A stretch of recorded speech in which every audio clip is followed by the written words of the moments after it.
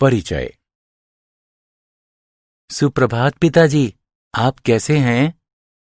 मैं ठीक हूं करण, पर तुम कहाँ जा रहे हो? मैं बाजार से प्लास्टिक बैग लेने जा रहा हूं। तुम्हें प्लास्टिक बैग को नहीं अपनाना चाहिए। परंतु क्यों पिताजी? प्लास्टिक हमारे पर्यावरण के लिए बहुत हानिकारक हैं। एक बार इस्तेमाल के बाद अधिकतर प्लास्टिक बैग भराई कचरे में चले जाते हैं और यदि इनको जलाया जाए तो इनसे जहरीली गैसें निकलती हैं, जो वातावरण के साथ साथ मनुष्यों के स्वास्थ्य के लिए खतरनाक होती हैं। ठीक है पिताजी, मैं आज से प्लास्टिक बैग का प्रयोग नहीं करूंगा।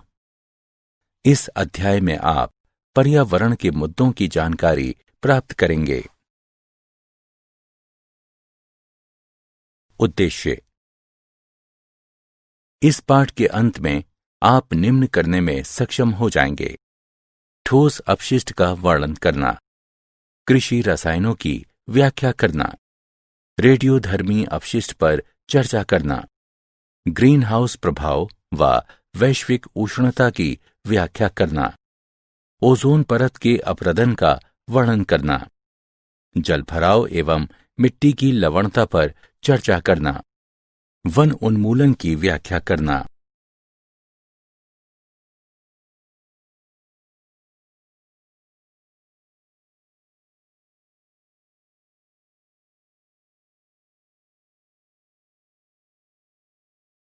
ठोस अपशिष्ट। कोई भी कचरा किसी अपजल शोधन संयंत्र से प्राप्त अवमल और ठोस, द्रव, अर्धठोस या गैसयुक्त पदार्थ ठोस अपशिष्ट है। ठोस अपशिष्ट के उदाहरण: बेकार टायर, पटयुक्त अपशिष्ट पदार्थ यानी सेप्टेज, रद्दी सामग्री, लेटेक्स पेंट, उपस्कर फर्नीचर एवं खिलौने, बेकार पड़े यंत्र एवं वाहन, वायु विलय पात्र यानी एरोसोल कैन, पेंट पात्र एवं संपीडित गैस सिलेंडर। ठोस अपशिष्ट को मुख्यतः 3 वर्गों में वर्गीकृत किया जा सकता है: जैव निम्नीकरण योग्य, पुनश्चक्रण कूड़ा, जैव निम्नीकरण अयोग्य।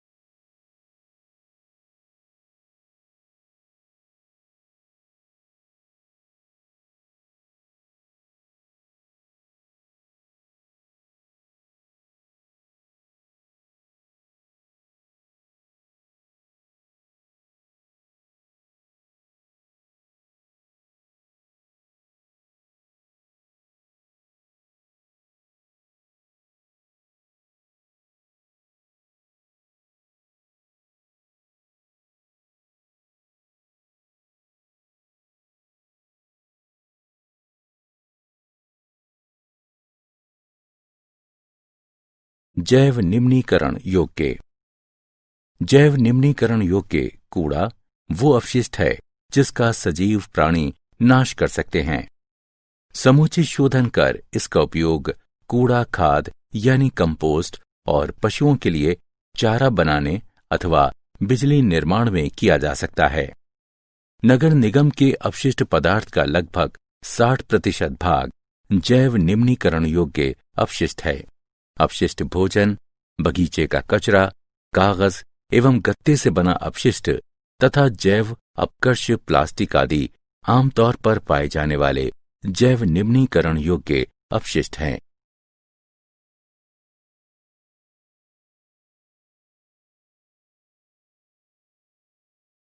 पुनश्चक्रणीय।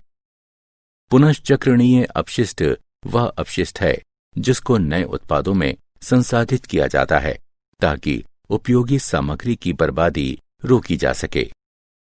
पुनश्चक्रण के लाभ बहुमूल्य संसाधनों की रक्षा के साथ साथ पर्यावरण संरक्षित करने में सहायक है।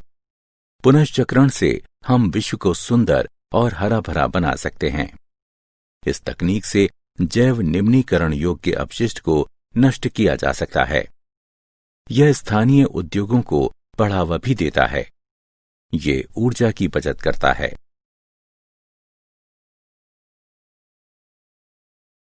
जैव निम्नीकरण अयोग्य अपशिष्ट। जैव निम्नीकरण अयोग्य अपशिष्ट वह अपशिष्ट है जिसका प्राकृतिक रूप से जैव अपघटन नहीं हो सकता है। इस अपशिष्ट के कारण भूमि भराव यानी लैंडफिल में लंबे समय तक बने रहते हैं, जिससे रासायनिक रिसाव द्वारा भूजल संसाधनों के प्रदूषण का खतरा बना रहता है। जैव निम्नीकरण अयोग्य अपशिष्ट के उदाहरण हैं प्लास्टिक, कांच, धातुएं इत्यादि। कुछ खतरनाक रसायन एवं विषाक्त पदार्थ यानी टॉक्सिन भी गैर जैव निम्नीकरण योग्य अपशिष्ट हैं।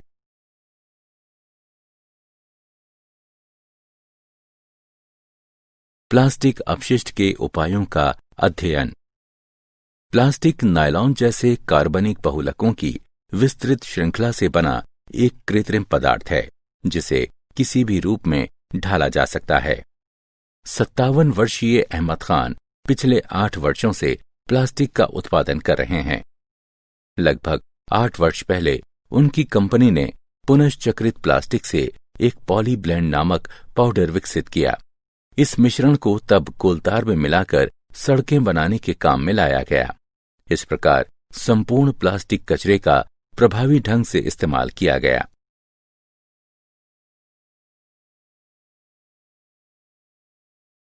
अस्पताल अपशिष्ट। अस्पताल अपशिष्ट लोगों के उपचार, निदान, टीकाकरण एवं अनुसंधान गतिविधियों के दौरान उत्पन्न होता है। इस अपशिष्ट में पैकेजिंग सामग्री, महीन जालीदार कपड़े के टुकड़े, शरीर के अंग, रोग उत्पन्न करने वाले रोगजनक, टूटे कांच, पुरानी दवाएं, ठोस, तरल एवं गैसीय रसायन आते हैं। इसमें रेडियोधर्मी अपशिष्ट भी शामिल हैं। ये अपशिष्ट संक्रामक होता है और यदि इससे वैज्ञानिक ढंग से ना निपटा जाए तो ये मानव स्वास्थ्य के लिए एक गंभीर खतरा हो सकता है। इलेक्ट्रॉनिक कचरा यानी ई कचरा। टेलीविजन, कंप्यूटर इत्यादि जैसे इलेक्ट्रॉनिक उत्पादों के निपटान को ई कचरा कहते हैं। अनुचित ढंग से निपटान होने की स्थिति में मानव स्वास्थ्य एवं पर्यावरण को इनमें से कुछ उत्पादों में निहित विषाक्त पदार्थों से खतरा हो सकता है। टेलीविजन में सीसा, पारा, कैडमियम इत्यादि होते हैं। सभी एनालॉग टेलीविजन की ट्यूब में सीसा पाया जाता है।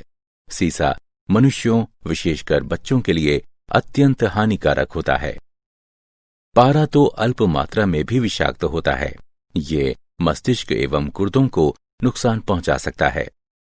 लंबे समय तक कैडमियम के संपर्क में रहने की स्थिति में किसी व्यक्ति के गुर्दे, यकृत एवं हड्डियां क्षतिग्रस्त हो सकती हैं।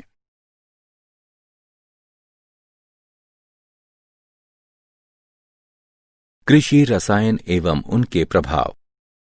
कृषि रसायन वे रासायनिक पदार्थ हैं जिनका इस्तेमाल कृषि में कीटनाशक, उर्वरक, मृदा उपचारक इत्यादि के रूप में किया जाता है। कृषि रसायन के प्रकार। उर्वरक, ये वो पदार्थ हैं जिनका प्रयोग भूमि की उर्वरकता को बढ़ाने के लिए किया जाता है ताकि उपज में वृद्धि हो। उर्वरक के रूप में मुख्यतः प्रयुक्त होने वाले यौगिक फास्फोरस, नाइट्रोजन एवं पोटेशियम हैं। चूने और अम्ल के रूप में परिवर्तित करने वाले पदार्थ। भूमि में बोई गई फसलें या तो अति अम्लीय होती हैं या अति क्षारीय। भूमि की अम्लता या क्षारता की वजह से फसलें भूमि से उचित पोषण ग्रहण नहीं कर पाती हैं। भूमि में चूना युक्त यौगिक डालकर उसकी अम्लता को दूर किया जा सकता है।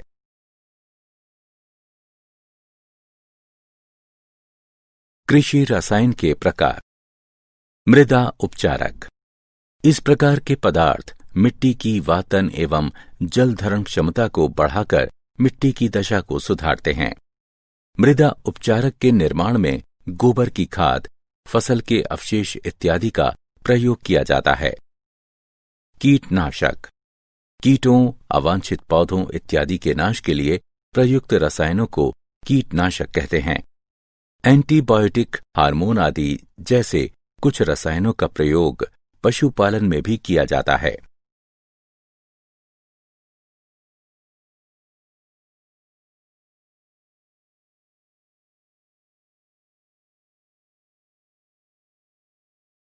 जैव खेती का केस अध्ययन।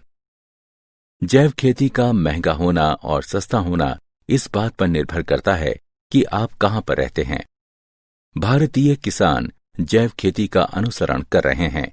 भारतीय किसानों की आर्थिक स्थिति मजबूत न होने के कारण उनके पास कृषि के लिए केवल जैविक उर्वरक तथा कीट नियंत्रक साधन ही उपलब्ध हैं।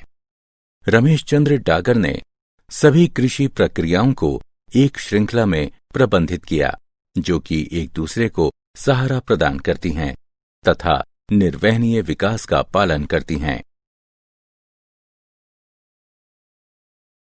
रेडियो सक्रिय अपशिष्ट। रेडियो सक्रिय अपशिष्ट ऐसे अपशिष्ट पदार्थ हैं जो कि एक निश्चित मात्रा से ऊपर रेडियोधर्मिता होने पर प्रदूषित हो जाते हैं। मनुष्य पर रेडियोधर्मी पदार्थ का प्रभाव बहुत हल्का हो सकता है, जैसे त्वचा का लाल हो जाना, तथा कभी कभी ये चिंताजनक भी हो सकता है, जैसे कैंसर या मृत्यु हो जाना। मानव शरीर को होने वाली क्षति निम्न दशाओं पर निर्भर करती है। विकिरण उद्भासन की मात्रा पर, विकिरण उद्भासन के समय की अवधि पर और विकिरण के प्रकार पर। विकिरण की कम मात्रा के उद्भासन से कैंसर के बढ़ने की संभावना अधिक होती है अथवा जनन क्षमता में कमी आती है। वयस्कों की तुलना में बच्चे विकिरण के प्रति अधिक संवेदनशील होते हैं। ग्रीन हाउस प्रभाव एवं विश्वव्यापी उष्णता। वायुमंडल में उपस्थित गैसें जो कि सूर्य के विकिरण को अवशोषित करती हैं तथा अवरक्त किरणों को उत्सर्जित करती हैं के द्वारा पृथ्वी की सतह का गर्म होना ग्रीन हाउस प्रभाव कहलाता है। वायुमंडल में उपस्थित गैसें जैसे कि जलवाष्प, carbon dioxide, chlorofluorocarbon, nitrous oxide, methane आदि ग्रीन हाउस गैसें कहलाती हैं।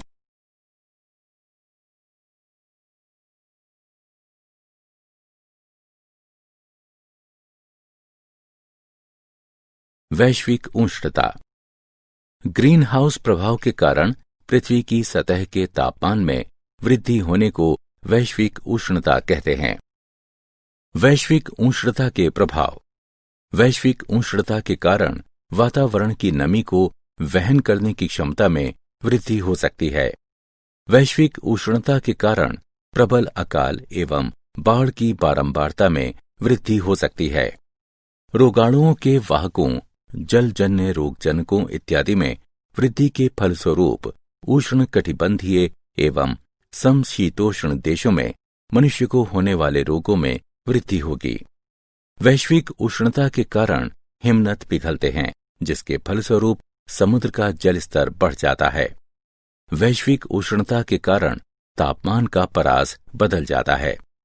इस परिवर्तन के कारण जीवों के उच्च और अंशाक्षीय वितरण पर प्रभाव पड़ता है। समताप मंडल में ओजोन अवक्षय। समताप मंडल में स्थित ओजोन जीवधारियों को हानिकारक पराबैंगनी विकिरण कुप्रभावों से रक्षा करने में एक प्रमुख भूमिका निभाती है। कई प्रकार के प्रदूषक समताप मंडल में प्रवेश कर ओजोन परत का अवक्षय करते हैं। इन प्रदूषकों में CFC, मीथेन, नाइट्रस ऑक्साइड इत्यादि शामिल हैं। ओजोन परत को सबसे ज्यादा नुकसान पहुंचाने वाला एजेंट CFC है। ये पराबैंगनी विकिरण की उपस्थिति में सक्रिय क्लोरीन उत्पन्न करता है। ओजोन अवक्षय के प्रभाव। पराबैंगनी विकिरण में वृद्धि से मोतियाबिंद तथा त्वचा कैंसर होने का खतरा बढ़ जाता है। इससे प्रतिरक्षक प्रणाली की कार्यवाही घट जाती है। पराबैंगनी विकिरण में वृद्धि से जीवधारियों में स्थित न्यूक्लियक अम्ल को नुकसान पहुंचता है। पराबैंगनी विकिरण पादप पलवक यानी फाइटोप्लैंक्टन एवं पौधों में प्रकाश संश्लेषण की प्रक्रिया को बाधित करता है, जिसके फलस्वरूप आहार श्रृंखला प्रभावित होती है।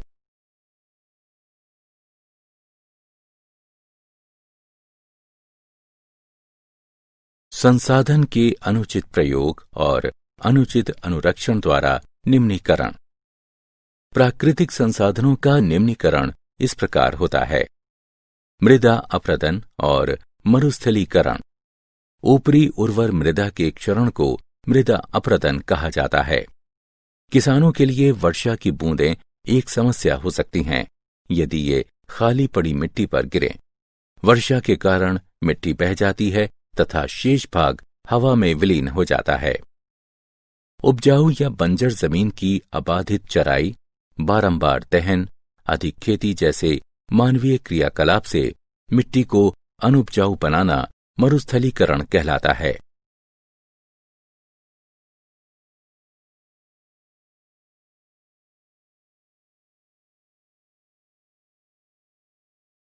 जलाक्रांति और मृदा लवणता।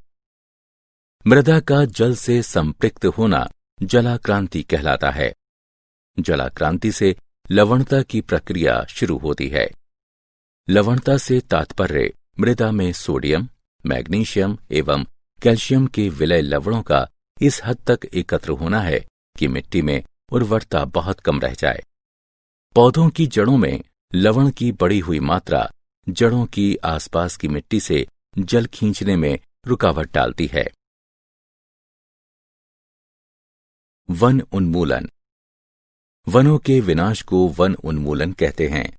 विश्व के खासकर कटिबंधीय देशों के वन क्षेत्र में तेजी से कमी हो रही है। वन उन्मूलन के मुख्य कारण: जनसंख्या विस्फोट। मानव ने खेती, आवास, कारखाने एवं अन्य कार्यों के लिए व्यापक स्तर पर वनों का नाश कर दिया है। अंधाधुंध चराई। अंधाधुंध चराई से मिट्टी को नुकसान पहुंचता है। नाशक जीव। कई प्रकार के नाशक जीव व कीड़े पेड़ों की पत्तियों को खाकर तथा बीमारी फैलाकर पेड़ों का नाश कर देते हैं। जंगल की आग। ये आग पूरी तरह विकसित पेड़ों, उनके बीजों का नाश कर देती है। ये जानवरों के लिए भी उतनी ही खतरनाक है। मौसम। अपनी चरम स्थितियों में मौसम जैसे गर्मी, तूफान इत्यादि वनों का नाश कर देते हैं। वन उन्मूलन के प्रभाव। वन उन्मूलन के फलस्वरूप बहुत सी प्रजातियों के पर्यावास समाप्त हो गए हैं। वन उन्मूलन के फलस्वरूप जलवायु परिवर्तन होता है। वन उन्मूलन से सूर्य की रोशनी को रोकने वाली छतरी का नाश भी होता है, जिसके फलस्वरूप पौधों एवं पशुओं का जीवन प्रभावित होता है। वन उन्मूलन के कारण वनस्पति एवं प्राणी जगत का नाश होता है। वह प्रक्रिया जिसमें काटे गए वनों को फिर से लगाया जाता है पुनर्वनीकरण कहलाती है। वन संरक्षण में लोगों की भागीदारी। एक अध्ययन। वन संरक्षण में लोगों की भागीदारी का एक उदाहरण है चिपको आंदोलन। पहला चिपको आंदोलन अप्रैल सन 1973 में शुरू हुआ और अगले 5 वर्षों में ये तत्कालीन उत्तर प्रदेश में हिमालय के कई जिलों में फैल गया। गांव वाले वृक्षों की रक्षा के लिए वृक्षों से लिपट कर खड़े हो गए।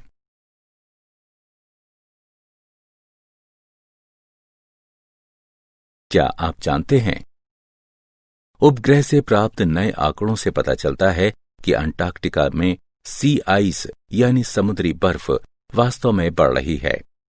सुंदरलाल बहुगुणा चिपको आंदोलन के एक नेता थे, जिन्हें 1981 में पद्मश्री सम्मान, 1987 में राइट लिवलीहुड सम्मान तथा सन 2009 में पद्म विभूषण से विभूषित किया गया।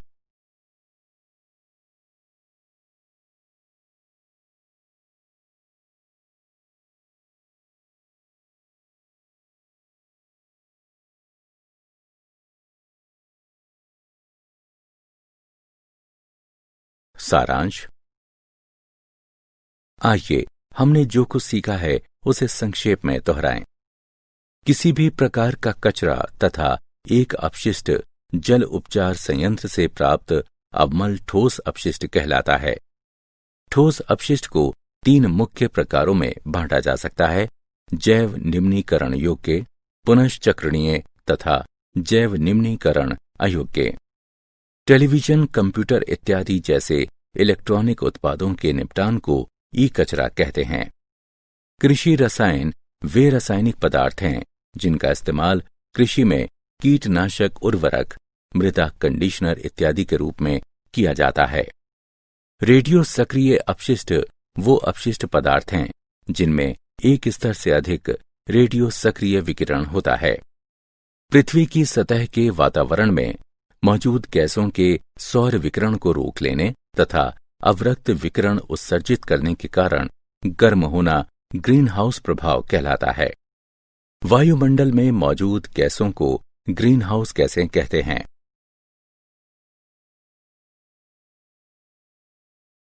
ग्रीन हाउस प्रभाव के कारण पृथ्वी की सतह के तापमान में वृद्धि होने को वैश्विक उष्णता कहते हैं। ओजोन परत को सबसे ज्यादा नुकसान पहुंचाने वाला एजेंट सीएफसी है। ये पराबैंगनी यूवी विकिरण की उपस्थिति में सक्रिय क्लोरीन उत्पन्न करता है। सबसे ऊपरी मृदा जो कि बहुत उर्वर होती है, इसका हटाया जाना मृदा अपरदन कहलाता है। उपजाऊ जमीन या बंजर जमीन का अबाधित चराई, बारंबार दहन, अधिक खेती करने जैसे मानवह क्रियाकलापों द्वारा मरुस्थल में परिवर्तित हो जाना मरुस्थलीकरण कहलाता है। मृदा का जल से संपृक्त होना जलाक्रांति कहलाता है।